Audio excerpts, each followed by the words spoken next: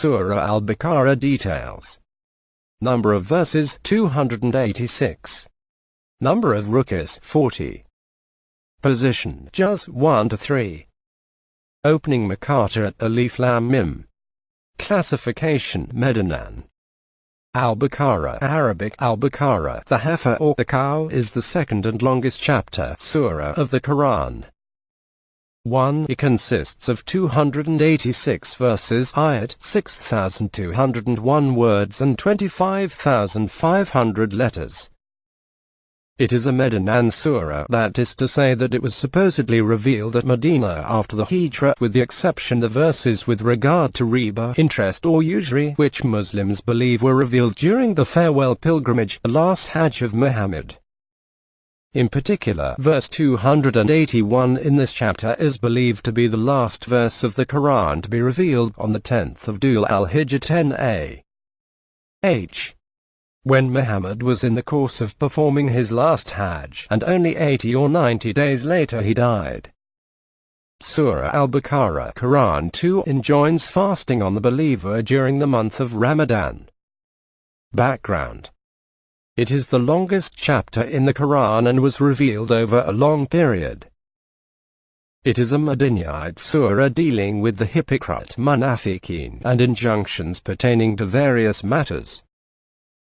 It includes many verses which have virtues like the first 4 and last 3 verses and the special verse of the throne, āyāt al-Kursi. Muhammad is reported to have said, "Do not turn your houses into graves." Verily, Satan does not enter the house where Surah Al-Baqarah is recited. Muslim, Tirmidhi, Musnad Ahmad. Ad-Darimi also recorded that Ash-Shah said that Abdullah bin Mas ud said, "Whoever recites 10 āyāt from Surah Al-Baqarah in a night, then Satan will not enter his house that night." These 10 āyāt are 4 from the beginning, āyāt al-Kursi 255, the following 2 āyāt 256 to 257, and the last 3 āyāt. Theme and subject matter. The surah addresses a wide variety of topics, including substantial amounts of law, and retells stories of Adam, Ibrahim and Musa. A major theme is guidance, urging the pagans, al-mushrikeen, and the Jews of Medina to embrace Islam, and warning them and the hypocrites, munafiqeen, of the fate God had visited in the past on those who failed to heed his call. The stories in this chapter are told to help the reader understand the theological conception of truth in Islam.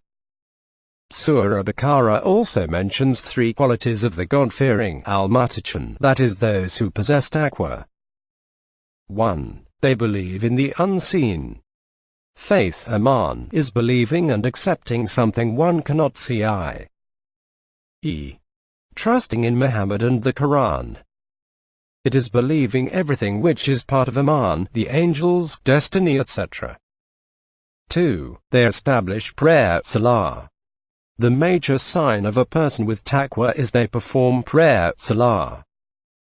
Establishing salah is fulfilling its requirements internally with feelings in the heart, and externally fulfilling its requirements wudu, compulsory elements, fard, sunnahs, reciting with tajweed, etc. and feeling a connection with Allah. In a tradition or hadith, Muhammad said, prayer is the miraj of a mu'min, and in miraj he spoke to Allah. In the surah preceding Surah Al-Baqarah, i.e., Surah Fatiha, Muslims are believed to have a dialogue with Allah. 3. They spend from what Allah has given them, as this is a form of worship too, namely, considered a financial worship. Spending in the way of God, i.e., giving sadaqah, is to spend from what Muslims believe that Allah himself gave them. Sadaqah comes from sidq, which means true, as it shows the truth of a Muslim's iman, faith. Verses 8 to 20 in Surah Al-Baqarah refer to the hypocrites, munafiqeen. In the Meccan phase of Muhammad, there existed 2 groups, the believers and the mushrikeen, non-believers. However, after Hijrah emigration to Medina, Muhammad had to deal with the opposition of those who openly accepted Islam while secretly plotting against Muslims. Their leader was Abd Allah ibn Ubay, who was about to be crowned king before the arrival of Muhammad in Medina. The hypocrites benefited from the Muslims while not losing their association with the disbelievers.